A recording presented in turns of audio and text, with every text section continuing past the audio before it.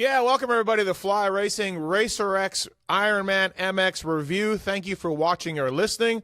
Really appreciate it. And yeah, man, keep those YouTube comments rolling in. I know all you people really like me over the other two guys, and I appreciate that, man. So thanks for doing that. Flyracing.com for more information on all the 2026 Fly line is out there. Hampshire podium this weekend, 450 class with Fly. Use the code PulpMX to save. Thank you to Fly Racing. And hey, man, they have women's gear and kids gear and lines all across the range. And check it out, man. From the F16 to the Evo stuff, they have the BOA closure system on a couple of their lines. And yeah, really cool stuff. Formula helmets, amazing. Flyracing.com. And the best part is code PulpMX. Saves you money when you check out. So thank you to Fly for coming on board this show. And we'll tell you more about Brunt Boots, motorsport.com, Renthal Maxxis later on this show as well. Lots to get into. We have a championship decided north of the border that we'll get into. We have a vicious Twitter attack. We have a man penalized, and we have a bizarre crash. And it's all going to be covered in this Ironman MX review pod. First up, you heard this man in the booth this weekend with James Bubba Stewart. It's the Jason Wygant. What's up, Weege? Yeah, not the Ironman National. The I don't know, man. National. Yeah, I don't know, man. I don't know. For as predictable and kind of boring the 250 class was, there's a lot more to get into for sure. Also here from Fly Racing, flyracing.com, the Jason Thomas. What's up, JT? Hey guys. Yeah, I think racing is interesting enough. Right, we have plenty to talk about when it's just straightforward racing and no chaos. This was great racing and also just the weirdest, randomest things that ever could have happened in the 450 class. Like man, maybe I'm sure there's some weekends in there somewhere, San Diego 24 or whatever, but this was a weird 450 weekend across really all of the superstars. Just strange stuff. Yeah, absolutely. And Prado was good enough where this won't be a Prado corner pod. We're going to talk about Prado for sure. Maybe we won't spend 15 minutes on Prado. I never miss a chance to talk about Prado. But listen, I do, before we get into everything, Hunter Lawrence won. And 2-2 on the day. He was really good. It took a lot out of him. The second moto, he was drained. He needed Eli to stall to get him in Moto 2, but then he fell earlier, so there was that. I thought he was going to win the first moto. I was very surprised to see him lose that lead. But regardless, the dude won the overall. And as he told me after the race, he's not sharing his bonus with Jet. He doesn't care about any of that. So first up, Weege, just Hunter Lawrence wins. A long time coming. Good job, Hunter Lawrence. You know what? That's why it makes it okay, because he went 2-2. He's been top 5 in every race he's ever been in 450 motocross. I think he's had 14 podiums and 19 races or something. So it's like one of these days it's got to go your way. So good for him. Now I have to tell my kid to get my cat out of the front yard because he's fighting the neighbor's cat. So go ahead and talk amongst yourselves. Okay, great. JT, Hunter Lawrence. That's super on brand. I've never been happier to jump in. I believe Vidia's fighting in the front yard. Go open the door. No, we have to listen to this. I just want to listen. Can you mute your mic? Yeah. I thought I did. Oh, no. But I kind of wanted to listen to it. It's amazing. I thought I did. Yeah, you should hear it. What's the cat's name? Fight. Vidia. All right, I am muting now. I thought I did. Okay. All right. For Hunter, I think this has been a long time coming, and I say that, but it's also never a given that you're going to win, because look at the guys he's had to go up against. But I also believe that you keep knocking on the door for long enough and you put yourself in good enough positions for long enough, things are just going to go your way. Eventually, you don't even have to be the best guy on the day, but if you keep putting yourself there and you keep getting hole shots and you keep turning good laps and you keep hanging out on the podium, it's just going to happen for you. Similar to like RJ's getting second overall this weekend. Like eventually, if you're there long enough, something's going to fall your way and it's just going to happen one way or another, right? Like my 5th overall, the best race of my career, I went 8-6 and it just happened to go right for me that day to get a great overall. This was just finally Hunter's time, and all of the chaos that we're going to get into around this, he was the benefactor, right? And we've seen it so many times where he is kind of the guy that loses out because of all this weird math and Jet ends up winning. For once, Hunter did the right thing, rode incredibly well. And yes, you could say the first moto, I think he got tired, which surprised him. I think he was really frustrated with his mistakes. But in the end, I think we could all be happy for Hunter Lawrence getting that elusive win. Yeah, I agree. I believe he's lost some nationals going 2-2 before to 3-1s. So, he fully marked for this, and you knew it was coming, and he gets on that, on an all-time history win list now. I don't know how many more he's going to get, but he had 10 second places leading up to this, right? In 2 years in the class, he had 10 second overalls. It was time. It was time. Absolutely. He rode really well. And then, so, by the way, before we get too far into this, JT's people at MXGP, they've ruined Ironman. A lot of riders weren't happy this weekend. Godzilla Jump was taken away. I understand for some VIP viewing for the upcoming Destinations. Rerouted the track through the woods. That was not there last year, correct? Yes, or it was different? No, was it exactly the same? Okay, I was I felt like it was longer. Okay. I felt like it was longer. But anyways, I was at Fox Hill the last 2 years doing the vets thing, so I never went to Ironman. So this was my first year back in a couple of years. Guys didn't really like the track. They didn't like the dirt. They didn't like some of the changes. The start is not as good as it used to be. It's shortened up. They took a thing out of the back. It's all to get the elusive 2-minute lap time and then better VIP viewing. But I did. Somebody after the race told me they liked that Godzilla was gone. I can't remember one of my post-race interviews. But anyways, so JT, your MXGP guys, you guys have ruined it. Yeah, whatever. It's not. I had nothing to do with it. Clearly, I know you're kidding. But I would say that the criticism's fair.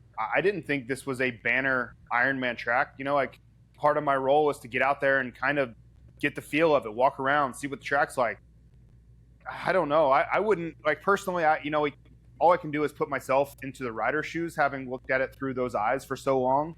I wouldn't have wanted to race on it. The shadows were really tough. That back section is really difficult. It does. Weege and I talked about this on the SMX Insider post-race show.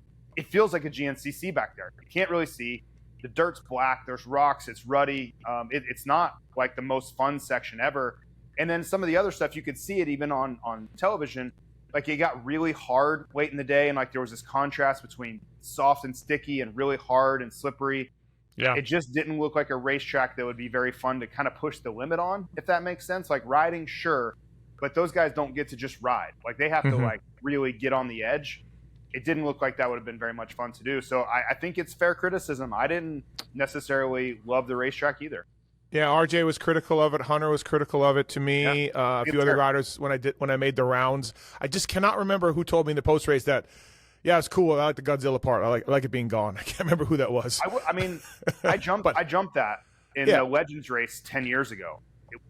Not that much fun. Especially late in the moto. Do I think this was an upgrade? No, it's not that great now. But I can understand in some realm why they would take it out. That's for people to decide whether it's good or bad. Yeah. But some of it, they took out the first one and the jump back down, right? Over the years, it's been changed. Yeah, it got watered down a little bit. And honestly, the jump back down, I think was not. I think everything else is Donations. I think the jump back down teams didn't like that downhill crazy jump. It was scary. Coming I jumped down, that too, and I was scared for my life when I jumped it. But generally, Ironman has been met with universal praise over the years. Really, really good track. Love this place. And I sense it's slipping a little bit on that ranking for these changes that they're making. Some Destinations, some team stuff like Weege, what you just said, or whatever, just different stuff. I think and you know what I think was also a small fact? I'd say Donations, blame pie. Ever heard of this, Steve? Yeah. Donations is maybe changes for that are maybe 80% of it. One other factor I think is a couple guys told you after the race that it was weird how the track maintenance was weird. Second moto, you were dropping into holes and potholes. I almost guarantee you that trying to shove the WMX in the middle of what would normally be a track maintenance, and it's awesome that we get to have WMX in there. That's not a drawback, but these things do lead to little side effects. I guarantee you the track crew is if we could have had that 20 minutes to do more maintenance, the second moto would have been better. Plus a red flag in there too. Yeah, red flag in the WMX. Oh, red flag. Yep. Yep. Weege, that was when JT ruined the vet race. The Yep. Legends race, yeah. K-Dub, very upset. Okay. Like, hold on. Like, before No. you go putting that into the ethos, I had nothing to do with anything of that. So Seemed like you did. I got a text from Kevin Windham asking for your number. Yes. And you know what? You know what he was mad at? He was mad at Chad Reed tweeting about it. Is what he was mad at. So just to make sure we know exactly what happened. It's kind of not what I got from it, but anyways, moving on. Weege, you pick. Choose your own adventure. Jet Lawrence penalty or Chase Sexton. We're gonna cover both, but you pick. Oh Weege. gosh. Yeah, just a coin flip of what's more bizarre. Actually, let's do the Jet one first, because I would imagine with Chase, we don't still have any of the answers, all the answers. Yeah, Ian was saying after the race. I talked to him after the race. He didn't. He hadn't looked at the bike yet, but then they put out a statement saying that they had debris in the front brake, similar that they had debris in the rear brake from the same spot at the track years ago, and so they need to look at that and fix it. But I'm like, is this NASCAR? Like debris? Like what? Yeah, I don't know. Well, I think he means mud. Okay, but, since we don't know all that, let's do I know the Jet one first. I feel like the Jet thing, we know everything that was involved with that. I had never heard of this rule. So I did not know this. Honda was not. Yeah. So basically, the rule is, and it's to stop what. I don't want to say he did this because he didn't never really actually do it, Mike Alessi. But didn't? it's to stop. I don't believe he ever ripped the gate out and pushed it forward. Dude, remember when In he Germany, won he the did. race in Anaheim and then he cried and he got stuck in the gate. Yeah. Yeah, he got stuck. He's got stuck in it before, but like JT showed me a video, or someone did from Germany, where he like literally just ripped the gate out and kept going. He never. Anyways, the I don't know rule if it's is a rule in just because the guy didn't break the gate. The idea of I'm no, going to but just what I'm saying is the rule Yeah. is there and the penalty is there. Yes. For guys who jump the gate and keep going. You know, like just screw it. I'm gonna just keep going, and that's why it's so harsh, right? This is supposed to be a penalty for people trying to gain an advantage, right? Yes. Like, can we all agree on that? That's what it's supposed to be for. Yeah. Is the J Law in whatever year that was trying to jump the gate? Like people doing ridiculous things, they want to really punish them severely. Right. Or just like I said, keep going. Guys who jump the gate and just keep going and screw it. Yeah. Yeah. Like it's supposed to be punitive for those guys. That's the reason why it's a DQ or a full lap of a penalty. And so that's the way it's written. I think they got to go back and put some discretionary stuff in there like they do for off the track stuff, because the AMA was like, look, man, they believe KTM. I believe KTM brought it to the AMA's attention. And the AMA is like, well, look, I saw a photo. I asked for a copy of it. I couldn't get it, but I saw a photo that showed Jet. The gate was down, okay, fully down for everybody. Jet was half a wheel ahead. That's how they broke this video down. It was that precise. So the AMA is like, look, everybody's gate is down, and he's ahead. Now we know he stopped, and his whole shot device popped up. And then he went, and he was 23rd. But the AMA is like, look, the way the rule is, he's ahead of everybody, and the gate is dropped, and we have to go by the rule. But let's rewrite it. Let's rewrite it. If you, in any walk of life, if you only look at what is written and you throw out all reason around a situation, and you just immediately go with punishment because of and you just nope, don't care about any detail, context doesn't matter. That's a really dangerous pathway to go around. I know racing is not life or death stuff, but I'm just saying as a general concept, if that's how you're going to approach every situation, you're going to find yourself in a whole lot of trouble. They're just approaching this situation that way because it's the way it's written. We need to go back and look at, I fully agree it was too harsh, but they need to change. But the AMA is like, look, if crazy. The rule has, I swear, shout out to our statistic guy, Brett Smith, who printed the rule out for us. It has the word may in it. Yeah. Mm-hmm. May penalize. I was getting to that. By DQ or one lap. So there is discretion. The word may might as well be the word discretion. They put the discretion in there. May do it. May. Not have That's what Lars is saying. It says may. Mike is saying, from what I gather, that the may is only between the two. It is a forced penalty of one of the two. It just may be between those two. Well, you can disagree with that, and I disagree with a lot here. Like, I want to put that on the front end. Like, I think this was a ridiculous outcome to what happened. That's my opinion. I will not back away from it under any circumstances. But I'm just saying, it sounded like Mike was on the side of, I didn't have a choice. I had to choose between these two. A lap is lesser than a DQ, so that's what I did. Continue, but that's what I gathered from what he said. Like the red flag rule, like like when Dunge lost the win and they went in to reroute it, like the red flag rule for the restart that cost Hayden and they went in and fixed it. They need to go in and fix this rule and be like, look, the guy made an effort. He didn't just keep going, and he came out 23rd. Yeah. Like, let's dock him something. He deserves to be a penalty. Yes, I do not think 10 seconds. Yeah. Whatever. Right. The whole thing comes down to Jeremy Hand flinched, right? Like, he jumped early. Then Jet responded, jumped, which we've seen a million times. Cooper Webb tries to do this to people. Well, Barsha did it next to him. Barsha did it next to him. Yeah. Yeah. So that's all completely understandable. Like, Jet shouldn't have jumped. He made a mistake. And then he was really punished by his own mistake. Like, starting 23rd, I don't know that I've ever seen Jet start 23rd in his entire life under his own accord. So I think he should still be penalized according to what, the rule. Like, broke the gate, was ahead, that's fine. But to then take a guy that historically has started inside the top three. If you look average over his life, he's a top three starter. So he's starting 20 positions behind that already. Now you're going to add in a 120-second penalty to that, or more, 125-second penalty, which is what this equated to. This is 125 seconds that they took away from him, is completely ridiculous. Like, we're not adding any sort of reason to this or any sort of logic, which is at the heart of what my problem is. I don't like things that we can't trust administration to come to a logical conclusion. We just say, nope, that's what it says. That's what it's doing. I don't care about context. I don't care about situation. I don't care about circumstances. That's what we're doing. Like, I do not agree. And I know we can't do anything about it now, but this, to Steve's point, this has to be looked at, I think, long term. Like, there has to be some sort of addendum here. And I'm not a legal expert. I'm not a rules maker, but to not have any wiggle room whatsoever in this seems crazy to me. Well, and the other thing everyone cites is there is wiggle room on the going off the track thing, which is a controversy every weekend. And it's basically based on, did you gain an advantage or not? And then here, the did you gain an advantage is not a factor at all. Non-factor. Yeah. I sure. think intent matters.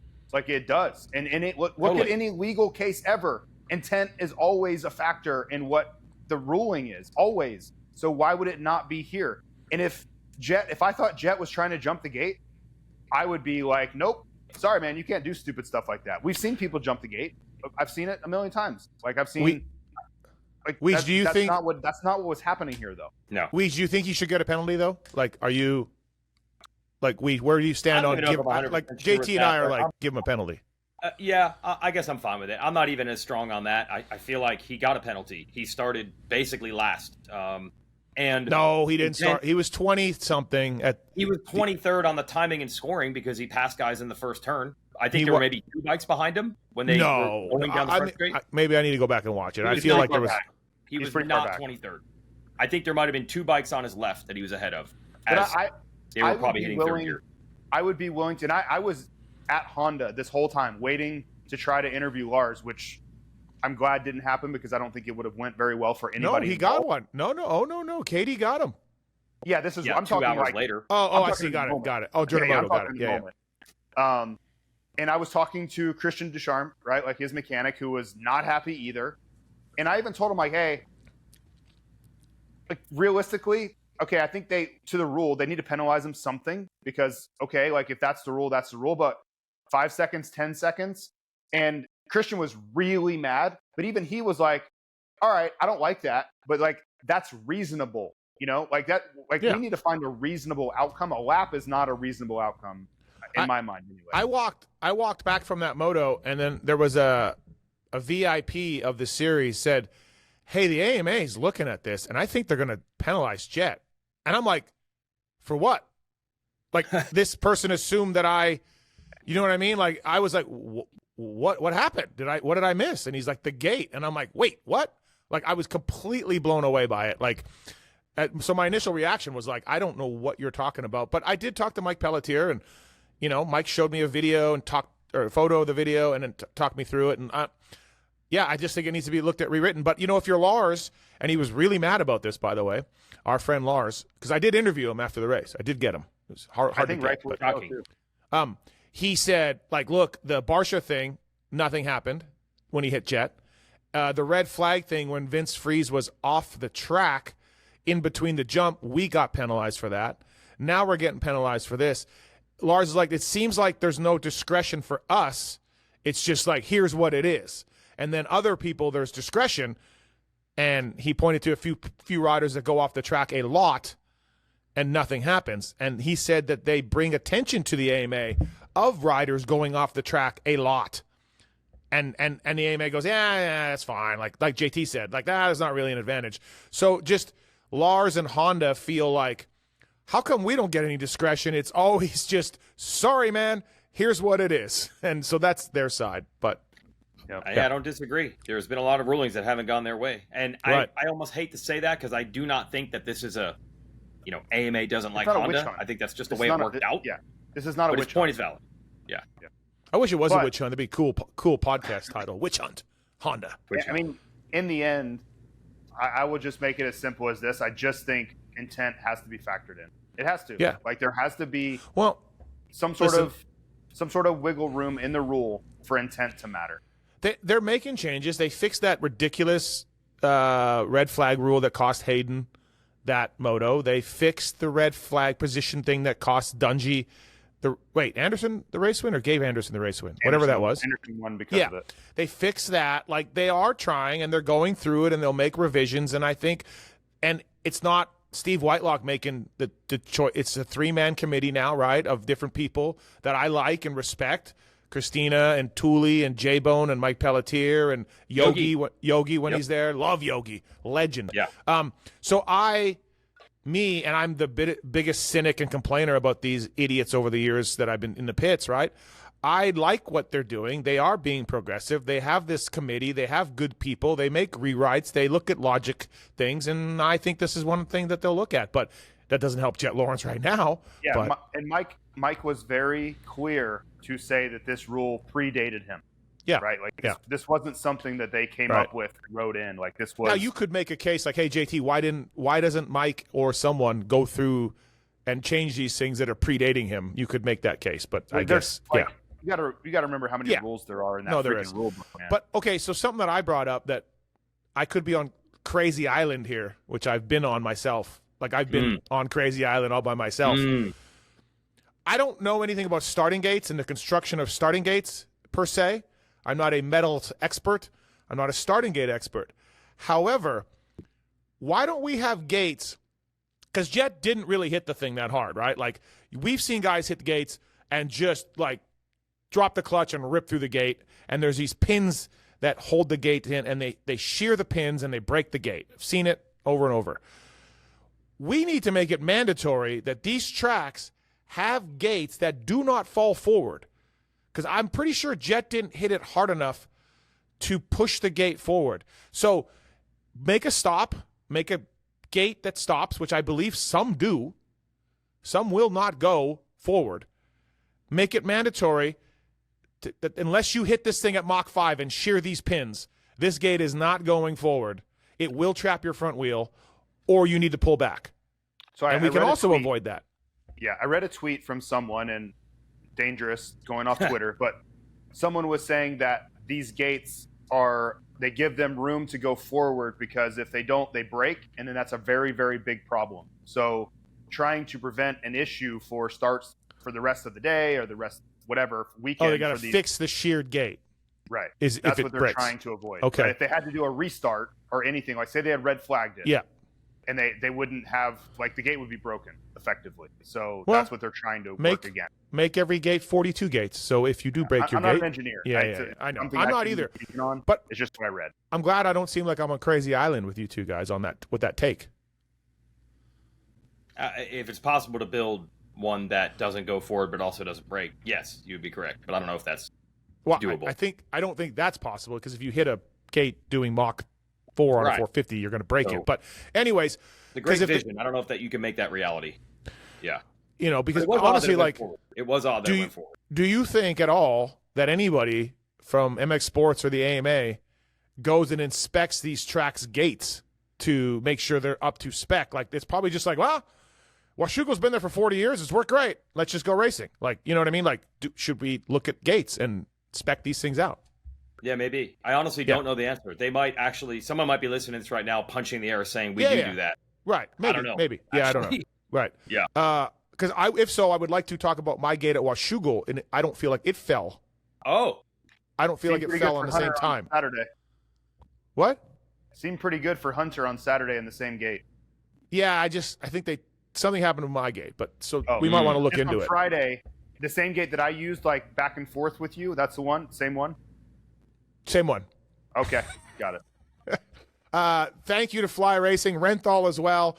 Speaking of Renthal, check out their mountain bike parts available in power sports dealers nationwide. Lock-on grips are crushing it with those guys at Renthal.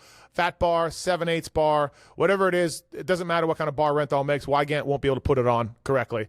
Renthal.com, sprockets, chains, all of that. Honda, Kawasaki, KTM. Thanks to Renthal. True story. That's a true story. I did get some Renthal bars, courtesy of our friend Paul at Renthal.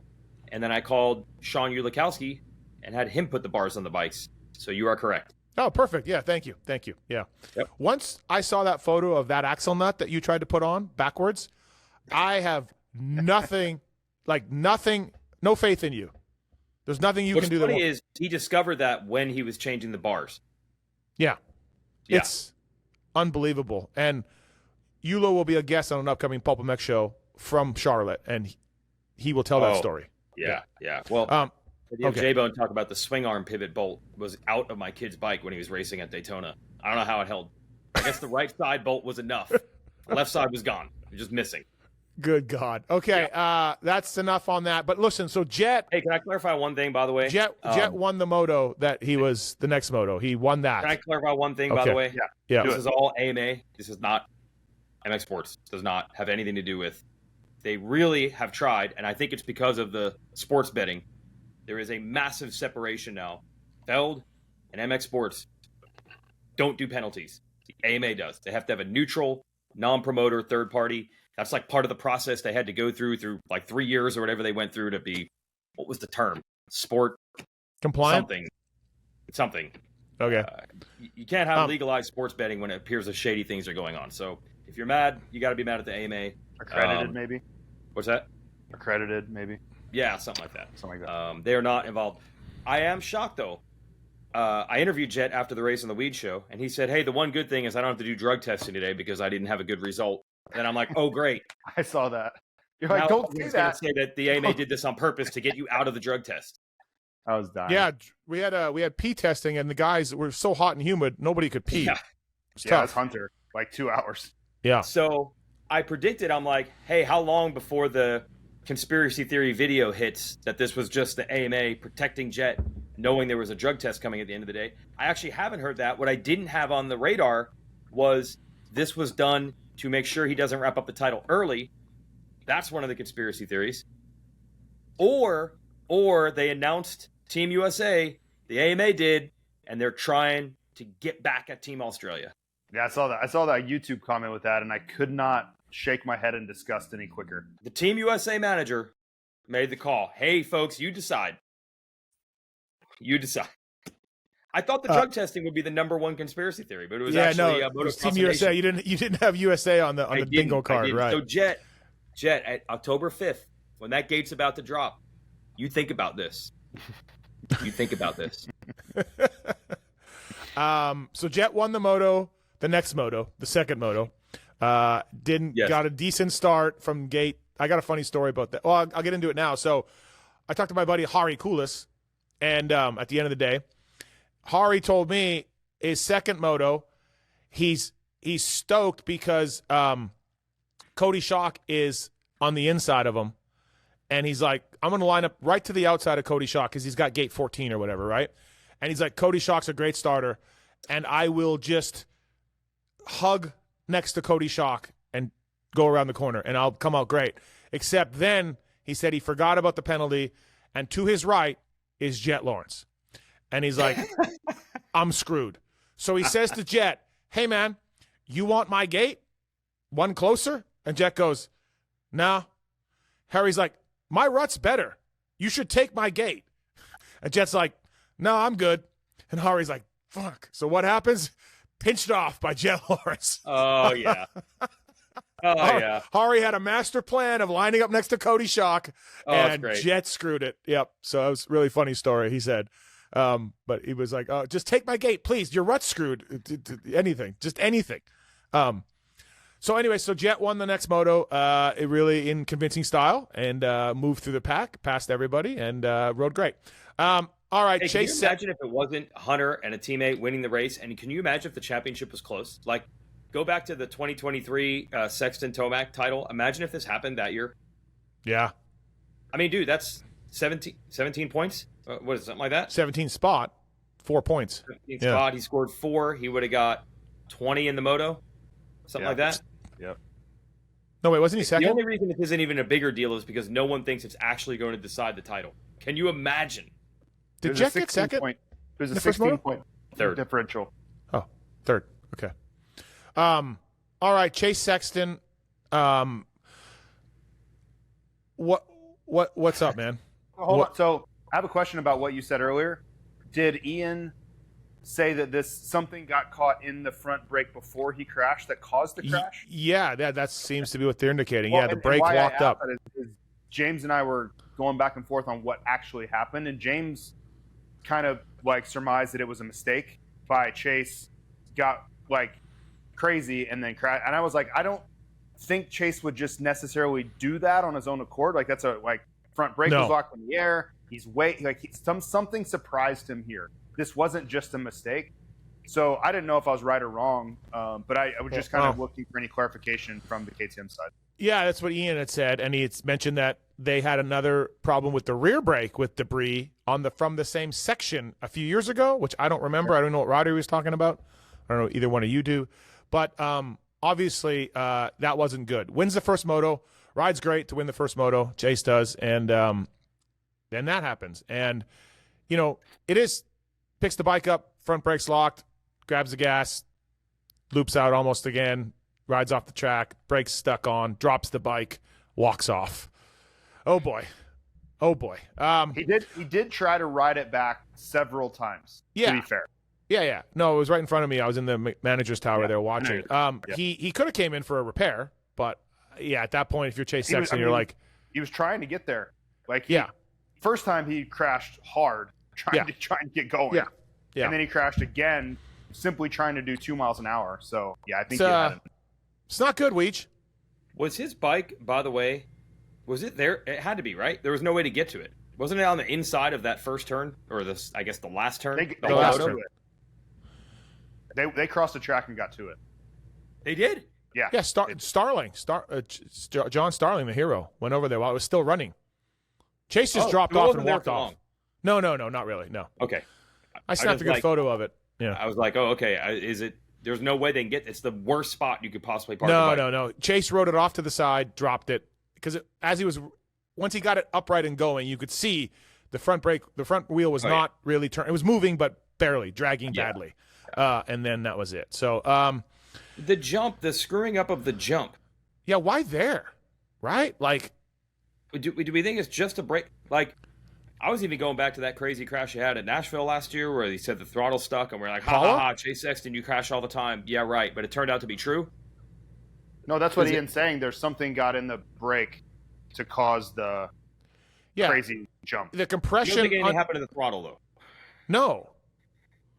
No, I think if anything was wrong with the throttle, it was from the crash off the jump, stuck with mud or whatever after he crashed off the jump due to the front brake.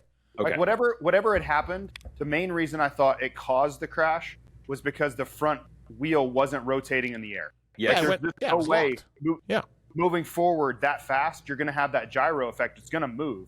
And that wasn't happening, which was like, okay, this happened before that, which caused him to get way off kilter, out of balance, shot to the side.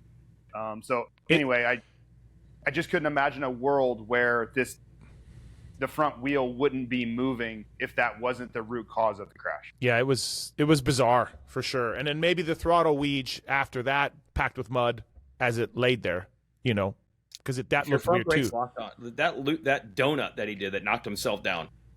That was wild. Just a byproduct of a locked front wheel, and he's trying to get going, or is that throttle and brake? That could be a throttle packed with mud. Sure, yeah. That's what I'm wondering. Yeah, like the grip pushed onto the bar from the crash, Yep. And then your throttle turns really slowly, and then it sticks or whatever. Yeah. It's just like when you take that crash, you take that Nashville crash, you take that the Paula opener, you're just like, I don't know, man. I don't know. And like, yeah, it's not good. Look, he's leaving KTM, but yeah, Ian looked a little shook at the end of the day. I did talk to him. He hadn't had a chance to look at the bike yet, but I said, hey, we'll just focus on the positives. He's like, okay.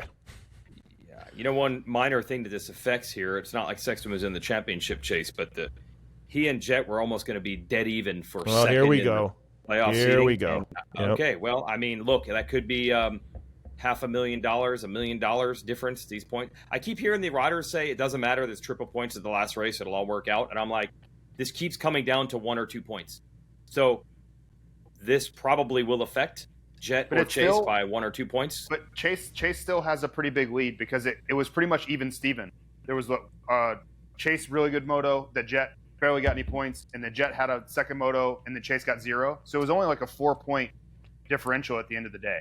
Yeah, but if Chase, with the penalty, if that doesn't happen to Chase's bike, there's no chance Jet gets to him. Oh, no, totally. Right. I'm just saying at the end, it was almost a wash, right? So yeah, I guess you can look at it that way. Either between thing the 17th and the DNF, right? Either thing could have not happened. But I'm just like, Chase is definitely going to end up second in the seating now. But if you're Chase and you're like you have the lead, it's actually a net positive, right? Like maybe not as a net positive it could have been, but it's still a net positive. You got a weekend. I think he's still like 20 something up with 2 rounds to go. It's like 27 or something. I think the record for leaving a race is Coy Gibbs at Washougal at intermission with Kyle Regal. But I think in the top 5 is Sexton's motorhome after Ironman. Oh, really? The motorhome was out of there. And I don't know if he was in it. I don't know all that, but the motorhome was out of there. So, probably not too stoked on life. Hey, we need to bring up the battle there, that first moto, back when things were normal, before penalties and brake problems. JT, the battle there between Jet and Chase, that's all good? Yeah, I mean, that was just racing. Like, Jet got really aggressive one time. Chase got aggressive, and from the outside even, right? Like, I always say that it's really hard to be in the wrong if you're on the outside. Like, it's very hard to be the offender or like do something over the line from the outside. So, I didn't see anything wrong with it at all. If you wanted to argue anything, you could say that like Jet was kind of trying to force it when he didn't have the angle, and then he almost high-sided over Chase. But I didn't think there was anything wrong with any of that. I thought that was cool. That was a really neat bit of racing. Yeah. And then Chase made a mention, afterwards Chase didn't seem upset at all, No, by anything. Chase even said like he's, like what do you say, right. like really good kid or something? I don't know, whatever. I think it's cool because I think that's what everybody's wanted to see, right? Like I think in the past there's been criticism of Sexton making the wrong move at the wrong time, but that was 2 rights for sure. Well, and Chase fought. Like that's what we've been saying. Like he has kind of relented so many times to Jet in that moment. Like you go back to Unadilla 23. There's been a million times where he has just not been able to hold strong there. And I think you look at Washougal and you look at this, if you're looking for improvement or progress on that front, you're seeing that. True. RJ Hampshire, it was coming. We talked about it in recent shows. 3-4, second overall. Just the fact that he got on the podium, second overall, obviously a little bit of luck with the 3-4. But hey, man, he rode really well. He fought hard. He told me he got some new forks from Europe that have helped a lot. And he's still fighting the bike balance issue a little bit, but these forks are good. And he's stoked. Yeah, good job, RJ Hampshire. I asked him, what's the difference between the pack you were at to start the year and the pack you're at now? And he said just the intensity, like not the speed, but the how long these guys can go that speed for. So 3-4 on the day for RJ Hampshire, second overall. It's awesome. It's cool. One of the best stories of the summer. It is. Yeah, it really is. And we've talked about this a ton. He doesn't have any RJ moments. He's not getting a stake in the heart. He's not going off the track. He's not any of that. Like, he's just calm, cool.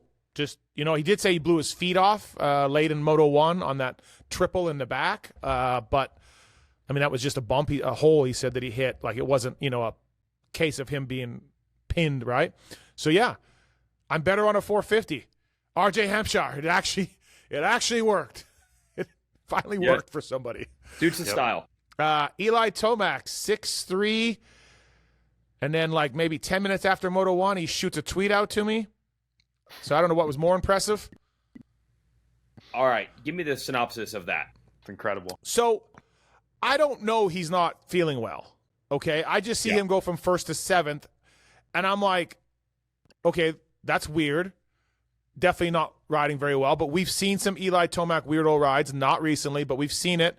So I'm thinking of the SAG. I'm thinking, I don't know. It happened 2 races ago. Yeah. Well, wait, what did he? Millville, right. Yes. Thank you. I knew it had happened. I honestly didn't think about Millville. So I'm going to admit that right now. Okay. So I guess he's under the weather. His pants broke. I did know this, by the way. Right. Okay. So I didn't. His pants broke apparently too. And this is what I hate, is that we were asked to not share this publicly. Yeah. I hate it. Right. Ridiculous. So, but anyways, honestly, I've been vocal about his title chances. When he won the title 3 years ago, he was the oldest champion we've had. Since then, he's had 2 serious injuries. And I just, Father Time is undefeated. You two, we've argued this. I've said this. Mm-hmm. I like Eli. He's an all-timer. He's a legend. I just don't see it happening. And so when he was fading, there was a lot in my timeline about, I can't believe this. This is amazing. This is so shitty. What's happening? Poor Eli. Like all this stuff, right? In my timeline. So Weege, I just fire off like, hey man, I know some of you guys have yelled at me, but this is what I thought. He's older and he's trying to do something that's never been done before in the sport, which is win a title at his age.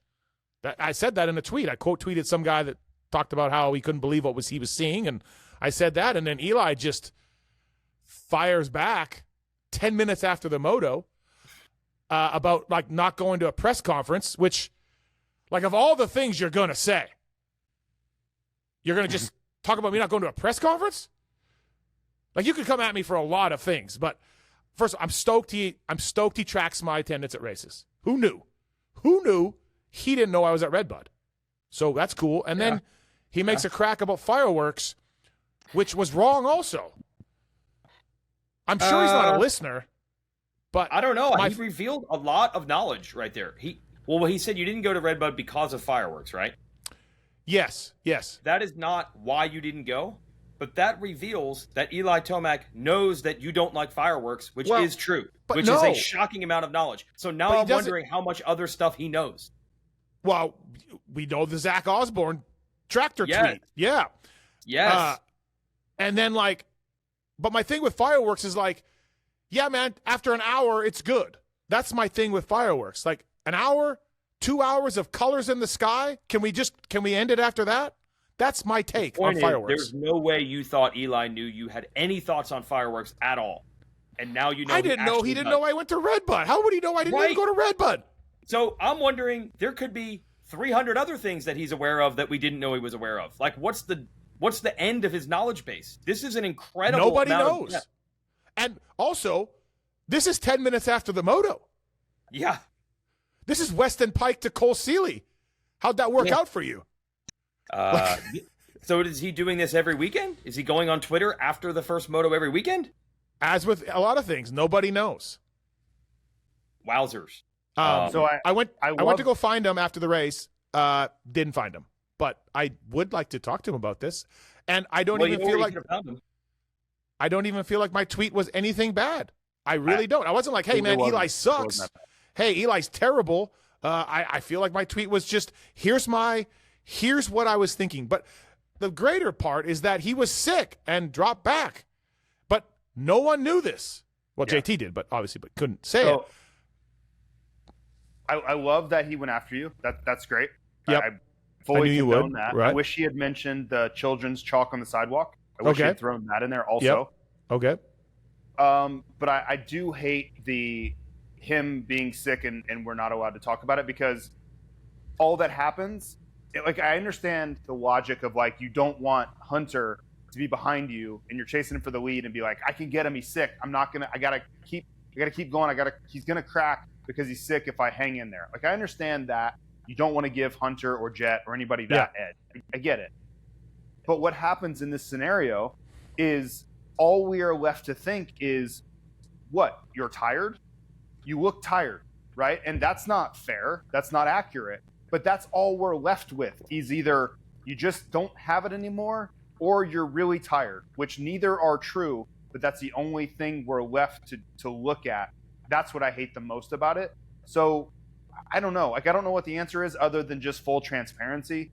But the entire time he was racing, both motos, I was with gritted teeth being we should be talking about him being sick and overcoming sickness, getting on the podium even though he's sick, not what happened to him. Why did he fade? Why he got the whole shot in both motos and he went backwards? What's that about? That's what we're talking about. That shouldn't be the story. It should be like the flu game. It should be like Brett Favre or Michael Jordan talking about how he's sick and he's still overcoming it and still performing. That should be the narrative, not the other side of it. And that's what happens when you're not allowed to tell anybody, or you don't tell people that they can share this story. So that's where I really struggle with it. And I think he's doing more harm than good by trying to protect this secret or whatever. I don't have a problem with a rider tweeting back at me. I mean, we tweet about these guys and say things about these guys, and so it's all fair game. I have no problem if it's done respectfully or whatever. I have no issues with that, but I didn't know where this really came from. I was gobsmacked. I was like, wait, what? I was just explaining that you're trying to do something that's never been done in the sports history, and I don't think you can do it. Sorry, not sorry, not sorry. I was very excited he went after you. Yeah. No, hey, trust me. Other people in the press tent, guys from Britain, guys from St. Louis, a lot of guys excited about this. So you weren't alone. Steve, if you wanted to talk to Eli after the race, he was in the press conference. Yes. So it was suggested That's a great point. by many people, including the sports media guy, Brandon Short, that I go to the press conference. And that would be, honestly, so we don't have the time to get into it. Everybody knows why myself and many others don't go to press conferences. Feld and MX Sports won't really work with us, so we do what we can. Hey, let me make that even more clear. When Okay. the people watch the press conference and say these questions suck, why isn't the press in there to ask questions? It's because the actual schedule is the scrum to talk to riders that aren't on the podium takes place at the exact same time as the press conference. So as a media person, you have to choose one or the other. I just want people to know that. Yeah, Because I think fans are it's- confused every week. Yes. But Sorry. me showing at the press conference and putting my hand up and being like, yeah, Eli, Steve Matthes, Pony Pod, that would just be a look at me moment. I'm not going to change that. I'm not going to go in there and be like, hey, Matthes confronted Eli. I don't give a shit. I'm not going to change my normal routine to ask Eli one question at the press conference to show him I'm there. I like Eli. I like John. I like Kathy. Kathy loves Basset Hounds. They're all good people. I thought this was a little bizarre.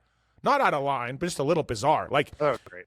Like you're attacking me for a press conference and not going to Redbud and fireworks? I think it could have been drafted better. I wish he had consulted me to find some things to go at you about. Yeah.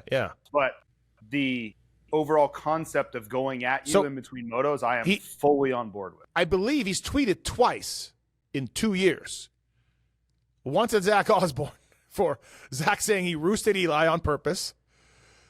And then once for me for not going to Redbud and fireworks. So stay tuned, everybody. I think he's mad at your tweet, and then he just jabbed with some of the inside jokes that we didn't know he knew, that he does know, and he was using that instead of just saying, well, I guess he couldn't say anything because he couldn't admit that the problem was that he was sick. So he went with the press conference. But again, to me, I think if you go through my timeline, never once I've been like, he's washed up, he's old, he sucks. Dude, he's a legend.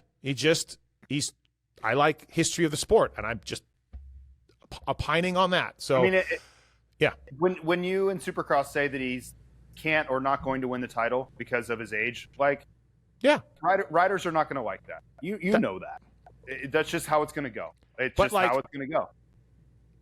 Okay, yeah, that's fine.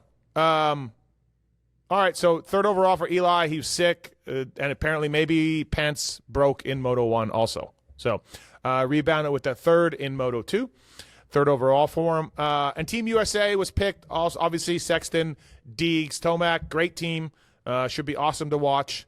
Lewis's take on Twitter was obscene, that if they don't win, it's one of the greatest upsets ever. I pushed back on that pretty hard. That's crazy, but it's a great team. Good job to all three of those guys for doing it too.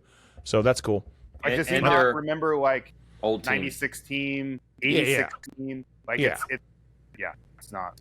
And also credit to their old teams for 2 out of the 3 for letting them continue to race on their old teams and bikes. Yeah. No, good point on that.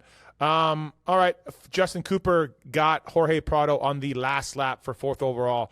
I went over to Cowie to talk to Oscar and was telling him, like, yeah, man, 4th overall. Like, that's awesome. You guys did it, blah, blah, blah. And he's like, Justin Cooper got us on the last lap. So Jorge did a 2:23 on the last lap and got passed. He was V-tired. But hold on, was that... Do we know the differential going into the white flag? Because I feel like he got passed, and then he's like, "Okay, I'm done." Like I don't feel like it got passed on the last lap, though. From what those guys that's what told I'm saying, though. Like I think what I'm thinking he got passed early in the last lap. Okay, that's it. Right? Like I don't think he was like 10 seconds ahead of Justin Cooper on the white flag. Well, and he did a 2:23. You know what I mean? Yeah. But good day for Jorge. He passed people, passed guys. Worked forward. They got some new settings on the bike. Yeah. All you got to do is practice Supercross during the break. You'll get a lot better. That's all you got to do. Wow. Yep. Yeah. Then he told Lewis that they found something new in the morning before practice, Saturday morning. Mm-hmm. And they solved all the engine problems. KYB setting, right? No, I was told the engine problem is now solved with this part. Oh. Yeah, okay. I was told it was a KYB thing. They found something on a suspension because Jorge was saying that the bike was bottoming and hurting his shoulders, apparently. But maybe that wasn't the problem this week. But anyways, he passed guys. He rode well. 5-6 on the day. 5th overall. His best national since probably Hangtown, right? It was hot too, man. I know we talked about it off the top, but like for people that weren't there, it was so underrated of a hot national. It was brutal. So what do you guys make of these rumors of him going back to KTM? Like there is something there.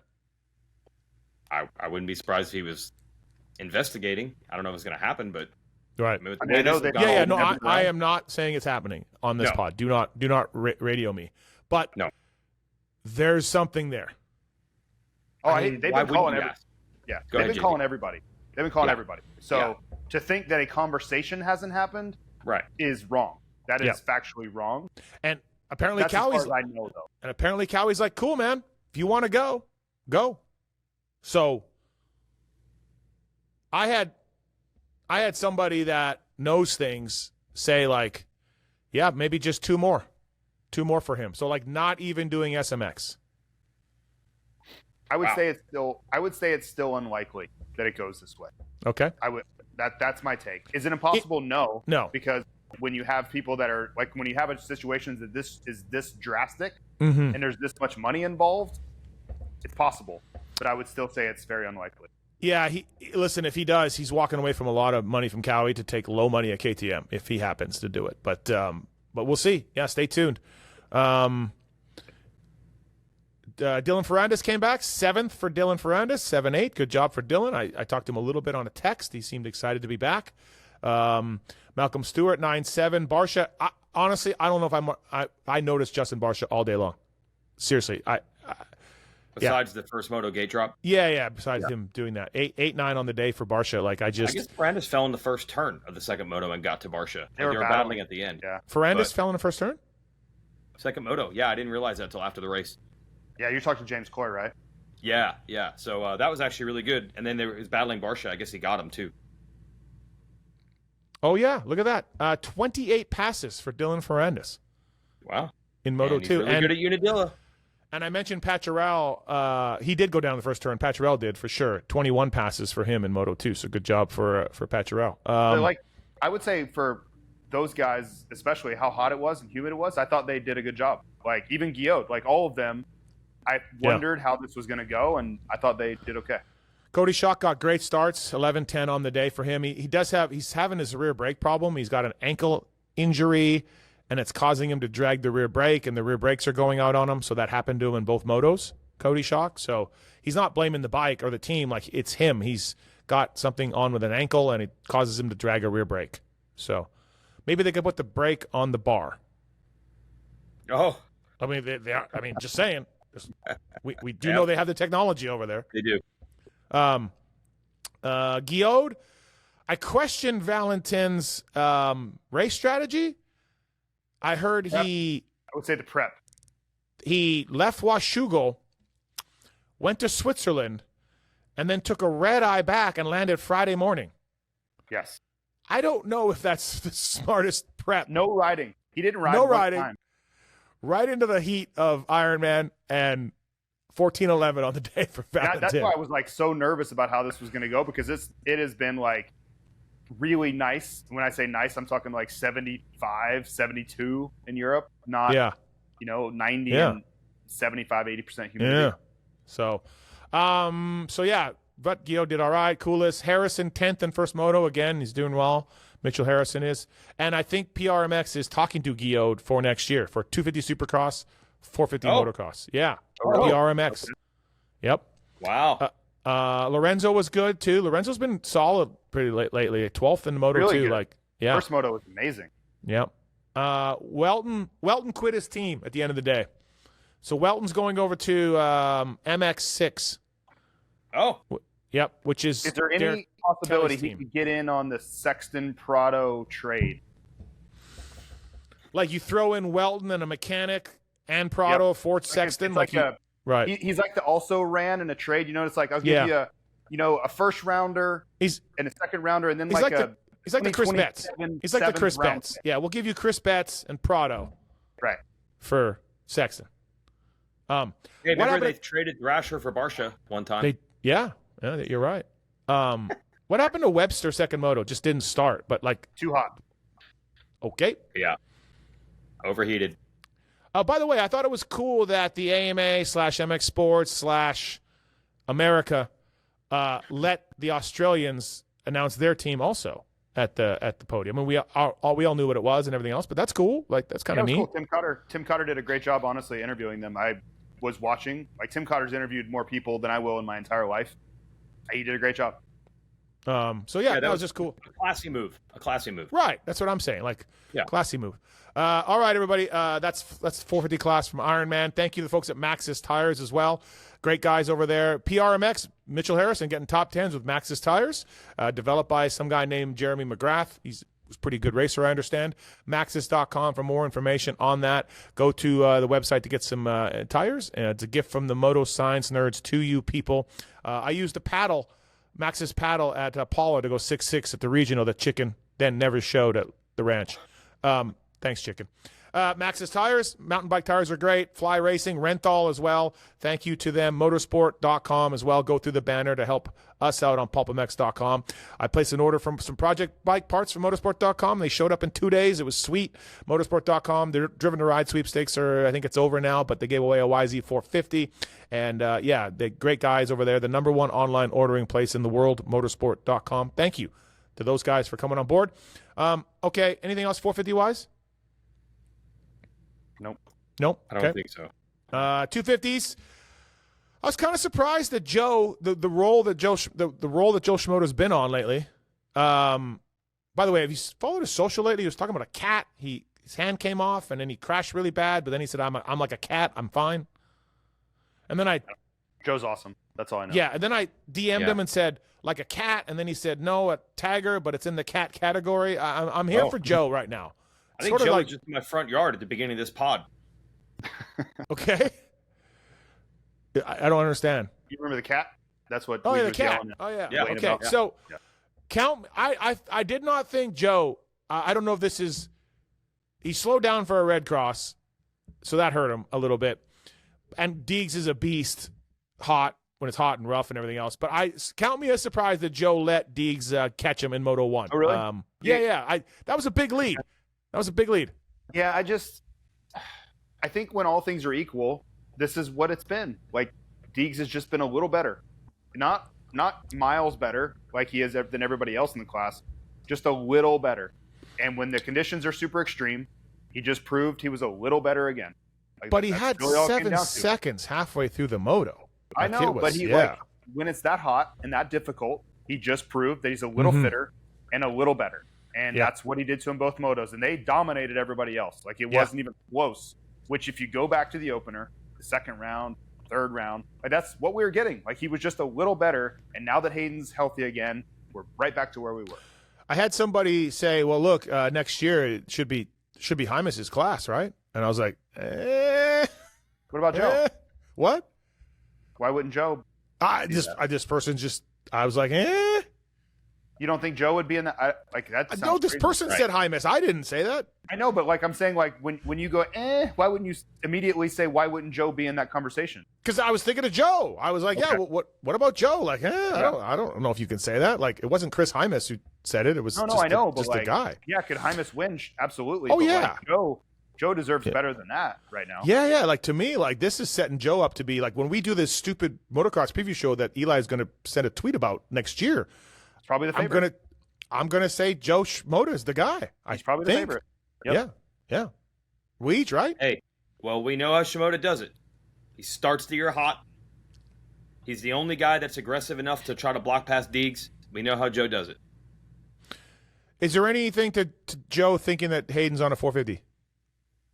That was hilarious. Yeah. That was hilarious. Has there been an investigation? Have we looked? Have we asked? No. Weege, you cleared yourself with Brian on the Hayden's riding a 450 at Budds Creek. Yeah, and then I cleared it on the air, on the show. You did? Okay. Yeah, I said there was a rumor out there reported by me that Hayden would race a 450. And I said, we got a call from Bobby Regan, who owns the team, and said, this is happening. Put it out there. So then I did talk to Brian in the morning. I think the problem is Brian doesn't want to get into a public spat with the owner of the team. So that's why there hasn't been much chatter besides him saying we're fake news, but I'm actually okay with that because it is going to turn out to be fake news, I believe. I don't think he is going to race 450 at Budds. And I mean, none of us expected him to. It didn't really make any sense at all for like 9 different reasons. So they never had intent, and I don't know where that came from, but we do know that Bobby gets excited about stuff. You know, he sees lap times and he gets pumped. So maybe that's where it came from. But Brian said, no, they never really talked about it or discussed it, and then for the 9 other reasons we would all agree on, why would he do it? Like, what? Yeah, made no sense. You're not going to win. No. The likelihood of winning. He also said, I was actually surprised by this one. He's like, also, it looks super disrespectful to Joe to be like, yeah, we got this. We're already thinking 450. They only had a 45-point lead. Joe could have just won the last 3 races. It's like, we got to focus on winning this title. This is not time to play around on a 450 and take your eye off the ball, which was true. So, yeah, there was, from Brian and Hayden's side, that was not happening. My bad. So Deegs and Shimoda were really good, like JT said, way better than Tom Vial, but Tom rode well to go 3-3 on the day, kind of all by himself, but good job for Vial. It hasn't been going that well for him. And then there's a rumor that he's not doing designations. Vial's not doing designations, which I find really weird. I mean, we all expect him to go to Honda MXGP class next year, but you're at Ironman, you're in America, you're going to do Paris on a Honda November 15th. First weekend of October is designations. It's France. Gauthier Paulin was there apparently. Sneaky little bastards, like scouting everything out. So yeah, like it doesn't make sense that Vial wouldn't do it, but I guess he maybe not. Gauthier, I talked to him a few times. I was trying to get him on the show, and it just didn't work. And I apologize to Gauthier if he hears about this because I was trying. But he was talking to Tom's dad quite a bit. So I don't know if he was like trying to talk him into it or if there's still some wiggle room there. But I heard the same rumors you did about him not doing it. But I have a feeling that Paul Ann was trying to convince him otherwise this weekend. Yeah, man, I'm surprised because those guys have total buy-in from all the riders. France does all the time. So I'll be right back. I got to do something. You guys talk. Okay, all right. Yeah, don't turn your camera off. Marchbanks, 4th overall, and the great Garrett Marchbanks saga of 2026 is over. Weege. Yes. He's gonna be back at PC. There was a lot of talk about Cowie couldn't afford him. Mitch, I talked to Mitch Payton about it, and he was going to pay it out of his pocket. Mitch was to make it happen, but in the end, I don't think he has to. I think Kawasaki stepped up and agreed to keep Garrett, and so Marchbanks will be on the team next year, which is a good thing. And then, I think what'll happen, because you know me, I'm plugged in with the amateurs. Also, I guess Enzo Timmerman is upset at me also, so just add him to the list.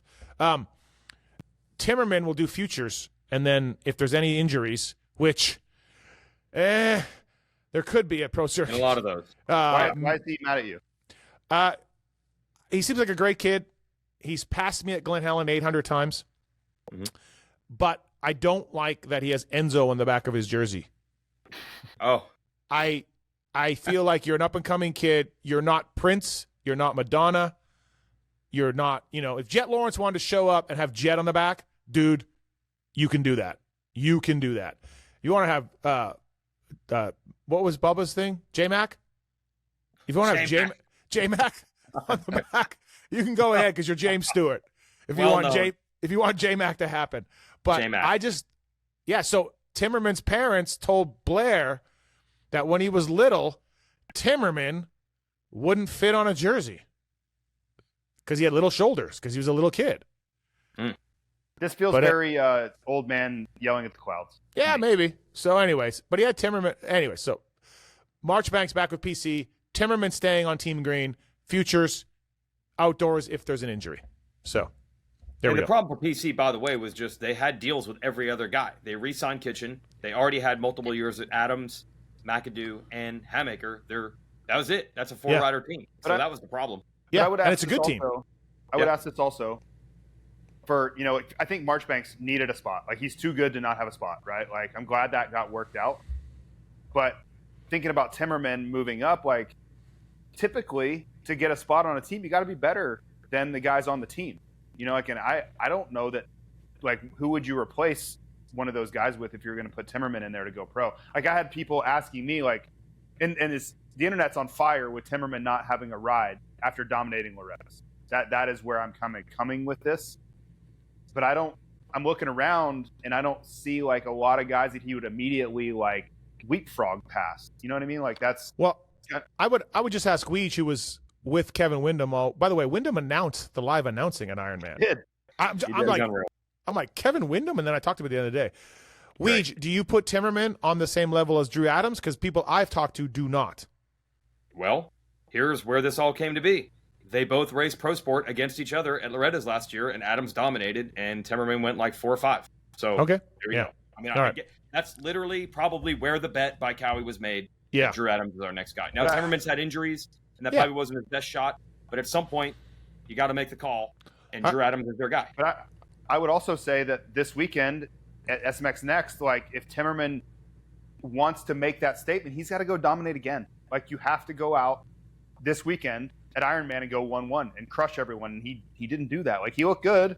Yeah. But it wasn't I just smashed everyone weekend either, so he's going to be fine. He's going to be fine. And this isn't at this particular conversation. It's just a larger conversation that I know is happening about he won Horizon, he won Loretta's, he did everything, and then he has nowhere to go. Well, it's not always that easy. But if you're Mitch Payton and you do have this spot open, and it's Marchbanks or Timmerman, it's Marchbanks all day long, of course. It just is. Are you guys with me on the Enzo on the back of the jersey or no? No. Okay. I'll just be over here on Crazy Island then. Okay. Yeah, you deal with Tomac too. I just worry about things that matter. That doesn't matter. Yeah, no, fair. Drew Adams, 5th overall, career best for Drew. He's ridden there before at Ironman. He said it helped him a little bit, but 8.5 for 5th overall. Good job for Drew Adams.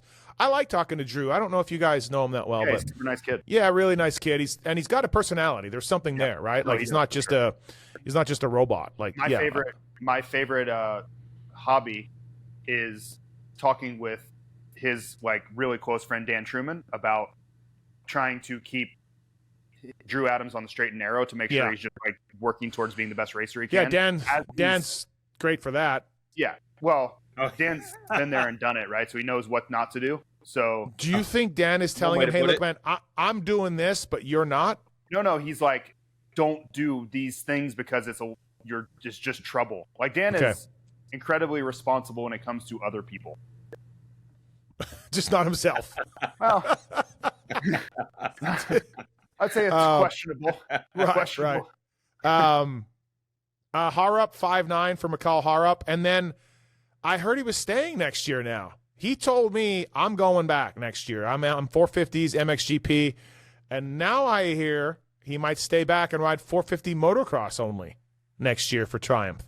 Doesn't that make sense though? Like I think it makes sense. No, it doesn't make sense because I don't Why? think you can sit out all spring and winter and then jump into 450 motocross. Like I don't know. Year? No, I know, but like for your career, like for your growth as a rider, like if he wants to be here, start riding Supercross. Like that'll help you. It'll help you outdoors. I just don't know. Maybe he's horrific in Supercross. He never really got to try. It was like second week of Supercross when he hurt himself. So I don't know. What does that tell you?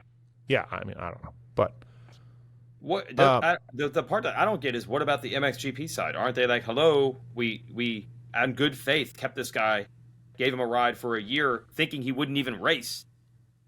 Now he's not even going to race for us at all. Well, I think that's the company's choice. I would think it's not Harup's choice. I think it would be in unison, right? It wouldn't be the companies be like, hey, screw you.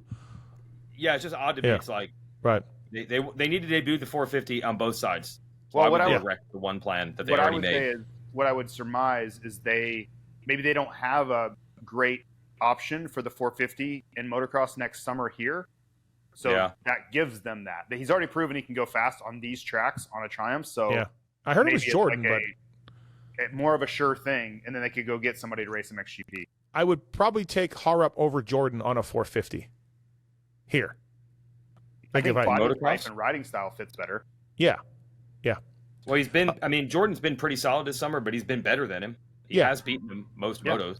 Dude, isn't he like fifth in points or something crazy? Yeah, dude. Yeah, Lewis and I did a pod in Seattle about Harup racing the 250 Motocross Nationals, and we said he'll start off a little slow, he'll get better, he'll be around fifth in the points, and everyone's going to like him because he's an awesome guy.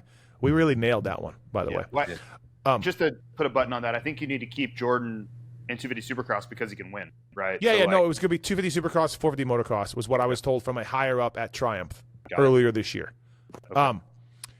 But the Triumph tried to debut the 450 at Loretta's with Kiefer. They tried. So, Max Volin, good job for Max Volin, 7-8. He said he was dying the second moto, late in the second moto. He was struggling, but he pulled it in, pulled it together. Levi Kitchen went down in Moto 1. And then in Moto 2, he was going, I don't know if you guys noticed this, but he was going backwards. He got passed by 2 or 3 guys, a couple of his teammates, going backwards, and I was like, oh boy, this is not good for Levi. And then, dude, he got like the Ivan Stewart, that when you hit the button for the turbo. Nitro? And he just gone and started pulling away from Drew Adams and started pulling away from Hammaker and these guys. I don't know. He like regrouped. I was not watching this battle, I will be honest with you. Good job, Levi, for regrouping there. Too. He got Marchbanks, I think. Yeah, he got Marchbanks, yeah. Marchbanks, what did he tell you? Did Marchbanks say that he rode so hard on press day that he threw up? Is that what he was explaining to you? No, he rode too hard on press day where it took him out of it. He can't recover enough in time for Saturday. Oh, I thought he meant that he threw up on press day. I think he threw up on Saturday. Okay. He said he was getting – he doesn't remember the last few laps. It was getting really weird. Then he threw a joke about liberals in Canada in there. And then he said that it was a really tough second moto for him. So, but yeah, I took it to mean Weege, and maybe I'm forgetting it, but he rode too hard on Friday. Yes. And it affected him on Saturday. Whether he threw up or not, he was feeling it Saturday. Yeah. It was freaking hot on Friday too. Like I don't doubt it for a second that he said that. It was brutal. I swear that was every bit of Loretta's. It felt the same as Loretta's on Friday. That's how bad it was. Like I'm not even trying to exaggerate here. There were times on Saturday where I'm like, I need to be careful here. Like I'm getting too hot, and I wasn't even doing anything, but I was standing in the sun, and I'm like, I need to be like mindful of this because I can feel myself like getting too hot right now. I did not feel like it was that bad. I really didn't. Well, I was in the sun. I know you weren't in the sun a lot. No, but I was like sometimes I was fine, but other times when I was standing in the sun for prolonged periods, waiting for the podium and things, I was feeling it. I'll be honest with you, I was feeling it. Yeah, don't get me wrong. It was hot, but to me, it was another hot national. It didn't stand out amongst other hot nationals. It could be the factor that I've been in Europe for 2 weeks and you live in Vegas, right? So I'm not as acclimated to it. I'm conditioned. Yeah. Faulkner rode well, 11:10. He was further back in each moto, so he moved forward. I didn't. He qualified horrifically, I believe, and then went 11:10. So good job for Faulkner on there. Hammaker 9:12. Thrasher, the good Thrasher showed up 13:11, I guess. Jordan Smith. Thrasher. This has been the same story since High Point. Thrasher goes 11, 12, or 13, and you're like, he's back. He's good. Well, dude, because it's been horrific. I guess that's where the bar is. Yeah. Parker Ross rode really. I don't know what happened to Parker Ross in Moto 1. He was in the top 10, 11. Bike problem. Something. Yes, pulled in the mechanics area, right? Yeah. Got looked at and then went back on the track and was shredding again. I thought he DNF'd and then was shredding again. And then 7th in Moto 2. Honestly, Mitch is full. Club has to be talking to Parker Ross. No offense to the Bar X guys, but Parker Ross needs to step up. He's super fit. Like, I love that part. Yeah. He's super fit. I wouldn't know the kid if I hit him with my intense taser. Oh, yeah. He's really nice. But that guy's legit. Also, speaking of that, his teammate, Dylan Schwartz, I think he was in neutral off the gate in Moto 1. Not a good weekend for Dylan Schwartz. No. I don't know what happened. I would have beat Dylan Schwartz at Washougal if his Moto 1 start. For sure. Beaumer was back. Tough weekend, 15-13. He was up higher in both motos. First moto, he was like, 5th or something? Yeah. And Pierce Brown, oh boy. And Dax Bennick, oh boy. Oh, man. Oh, do boy. Do we have any I saw Pierce Brown walking. He looked okay. Yeah. But, like, as far as, like, injured, I don't think he's injured. But, man, that was not the return that he was looking for. No. He had a neck brace on at one point, but I guess he's okay. He tweeted that he was fine or just got checked out, banged up. He looked okay when he was walking. I will say that. Bennick was 4th in Moto 1 and just backwards. I don't know, man. I mean, I think Bennick's leaving the team or whatever. Yeah. I think Beaumer, not a good return for Beaumer. Ryder D also went backwards. Bennick. Yeah, Husky. Yeah, Bennick. Yeah. Ryder D went backwards. Jalik Swoll hurt something during the week, I guess, and they didn't want him to race, but he wanted to try. I wish my fantasy team would have been aware of this. Yeah, I didn't know that. I wouldn't have. Yeah, I didn't know this either. Yeah. But 10th in Moto 1 and pulled out in Moto 2 after a crash. Mosman, I don't know what happened in the second moto. It's Mosman. Crashed on the first lap. And, that's about it, I think. We actually had 43 guys race. Jet Reynolds broke his leg again or cracked the bone in his leg. Yes, Jet Reynolds. That might be a Styles Robertson, right? I don't know. I mean, I don't know. Like, dude, I so can't bad. believe that. No, not good. Get your break.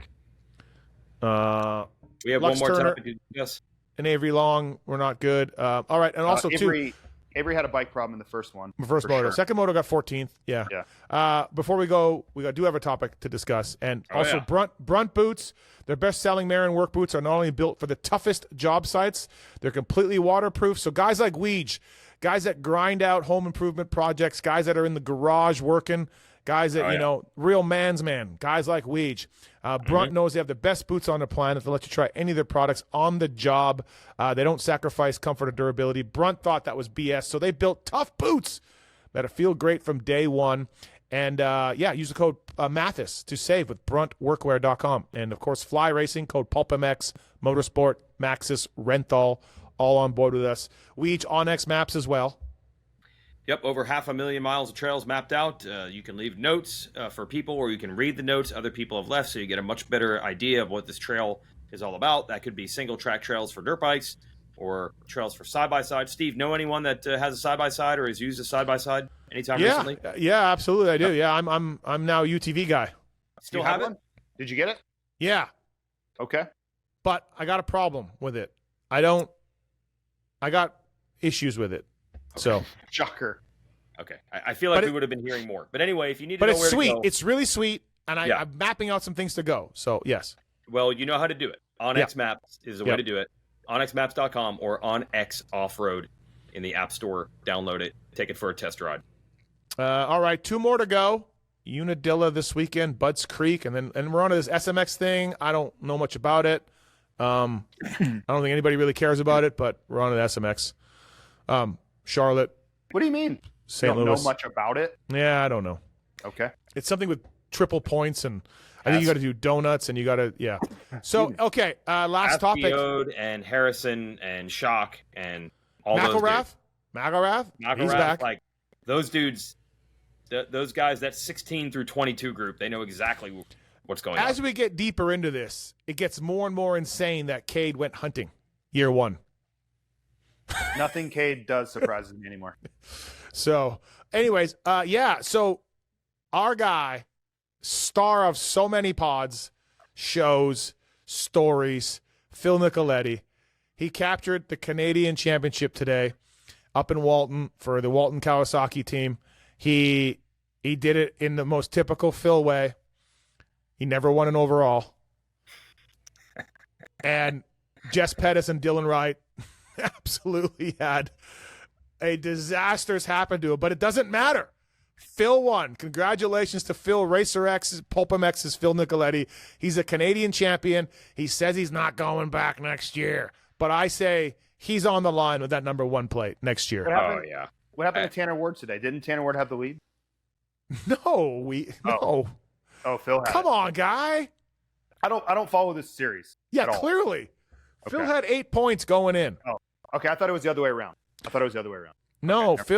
Phil came through in the clutch. Tanner had the red plate for 2 weeks, and then Phil, our guy Phil, came through in the clutch and won some motos. Got it. Ward crashed out today, though? Ward crashed. He didn't crash out. That was faulty reporting by Galdi, but he crashed back in Moto 2. He was way back. Okay.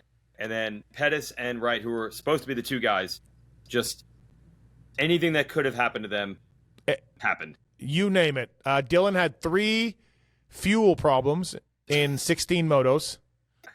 Which is also really strange because Honda HRC sent them fuel tanks. Yes. At some point. Yes.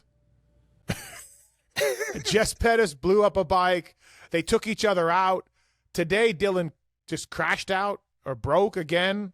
2 DNFs for Dylan Wright again. He was by far gone in both motos.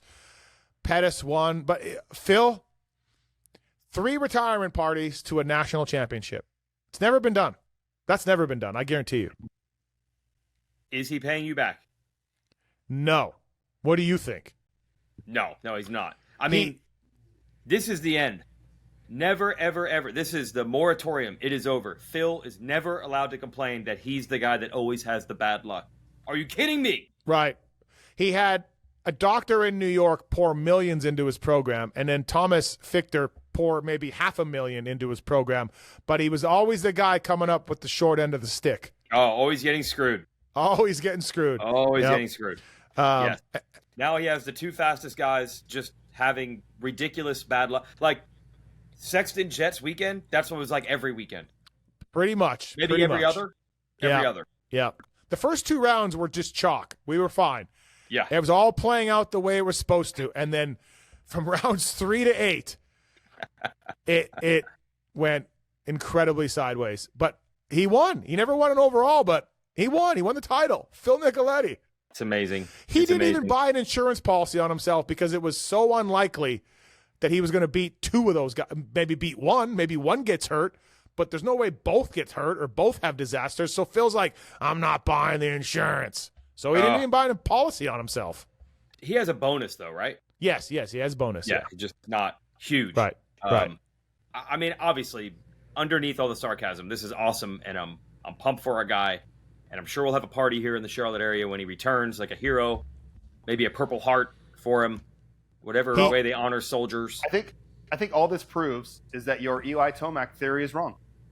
Father Time is not undefeated. Oh, Phil Nicoletti just defeated it. Yep, that's a great point. All you need is 3 gas issues, a blown up bike, the top 2 guys to take each other out in the first turn, and then numerous other things. But you're right. Hey, yes. Jet apparently tried to jump the gate. Yep. Got penalized a lap. Chase Sexton had a front brake issue. skyrocketed off a jump with no movement in the front wheel and then DNF'd and did a lap, like a 360 on the straightaway. Like, hey, man, these things happen. Don't forget about Paula. I think the only thing to do, though, honestly, let the good times roll, as Cowie says, and put him on the 21 bike for Unadilla. He's made the podium at Unadilla before. Oh, yeah. He got an empty no bike. better way to celebrate the homecoming. Bring the cup home. Bring it home and get on that bike, and let's do it. So, look, he's got a factory Cowie gas tank. He's halfway there. The only thing I would that ask, was all the difference. The only thing I would ask is if they do this, they need to change the huge green thumb to a huge middle finger. Did you see his video of all the little kids? Did you see that? I mean, I've seen him do it all over the globe. Yeah, but so on Instagram, he posted a video on Friday. It was like a 7-second walk by of, 40 kids flipping the camera off, as young as 5, as old as 13? Like, what? I better not say too much because Eli's going to tweet about it, but I don't like it. I don't like that either. I'm on board with that. I don't like that either. If only they had become the 51st state, Phil will be the American motocross national champion. Yep. We were this close to Phil getting it done. We got a video of a burnout, Weege. You got a video of a burnout, so yeah, burnout on the podium. So when Phil won the Triple Crown up there in 2019, we were saying that really him and Coop, who was the Supercross champ at the time, they were like equals. So if Jet can get this done, and it's a little trickier now with the penalty, Phil and Jet, basically the same level. Mm-hmm. Yeah. One's the national champ below the border and one above. Yep. Well, remember, Weege, at one time, your little golden triangle there in North Carolina held the Australian, the Canadian, and the American Supercross titles. Oh, that's right. Phil wasn't just Triple Crown. It was Supercross. That's what it was. Outdoor arena cross-ish, but sure. Yeah, we called it Supercross. The Canadians called it. We had it all. Yeah. Yep. So. Yep. Congrats, Phil. I mean, obviously, this is fantastic. It's going to give us a lot of ammo. Oh, unbelievable that it keeps on giving. He doesn't even win an overall. That's the best part of it. Doesn't matter. National champion. Always has the hard luck. Good job, Phil. Love it. All right. Fly Racing, Racer X review, Ironman in the books. Crazy, wacky one. Unadilla is next. And, so thanks for watching. Thanks for listening. Appreciate it. Thanks to Anton for the hard work behind the scenes on the video as well. Weege, JT, anything else, boys? Should we assume you're not going to Unadilla? Yes. Okay. If Phil races, come on. If Phil races a factory Cowie, I will be there. Okay, so you're not going. I didn't know what you meant by the 21. Oh, you meant he should be. I thought you were forgetting what Phil's 29. I'm confused. Anderson's bike. He should race on Anderson's bike. Yes. Good luck. It's open. It's right there. I feel like Factory Cowie's got enough going on right now. They're testing Supercross. I hope they use that magic part they found on Saturday morning if Phil races. Also, by the way, Lars said he had fans, plural, fans asking him if they can do the whole shot contest on the Honda. God. So that's the can of worms that Lars is open with this. Yeah, just fans are asking, can we also do the whole shot contest? So, gosh. You could like charge admission. It's like a ride. Well, that Bobby Pizza guy, what is it, $5? You could rev his bike. Yeah. I mean, whole shot contest, $5. Yep. All right, everybody. Thanks for watching and listening. Appreciate it. JT, Weege, thanks, boys.